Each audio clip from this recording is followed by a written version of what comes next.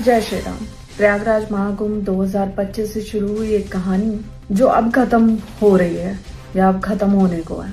इस एक साल में मैंने बहुत सारे विरोध का सामना किया है। प्रयागराज से शुरू हुआ था वो विरोध, लगा कि अब ठीक होगा, महाकुंभ के बाद ठीक होगा।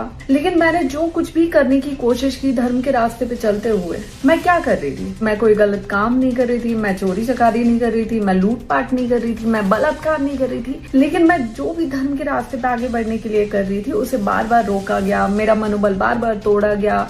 जिनको लगता है कि महाकुंभ से अभी तक मैंने धर्म को धंधा बना के करोड़ों रुपए छाप लिए, मैं आज बहुत उधारी में हूँ।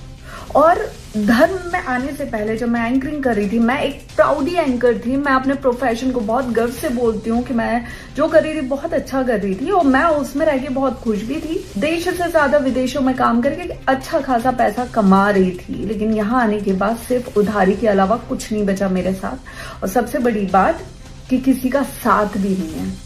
आज मैं ये सब आपको क्यों बोल रही हूँ? क्योंकि मैंने लगातार इस एक साल में जो कुछ भी करने का प्रयास किया है उसे रोका गया है, उसे तोड़ा गया है, उसमें विरोध उत्पन्न किए गए। और यही सेम चीज इस बार माघ मेला में भी मेरे साथ हुई है, जिसकी वजह से मैं बहुत ज्यादा हताश हुई हूँ।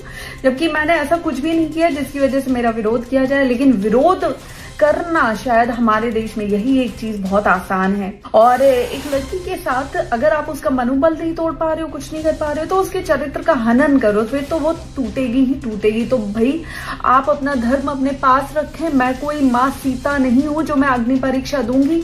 एक साल से जितनी परीक्षाएं देनी थी, जितना जो करना था मैंने कर लिया। अब बस बहुत हुआ।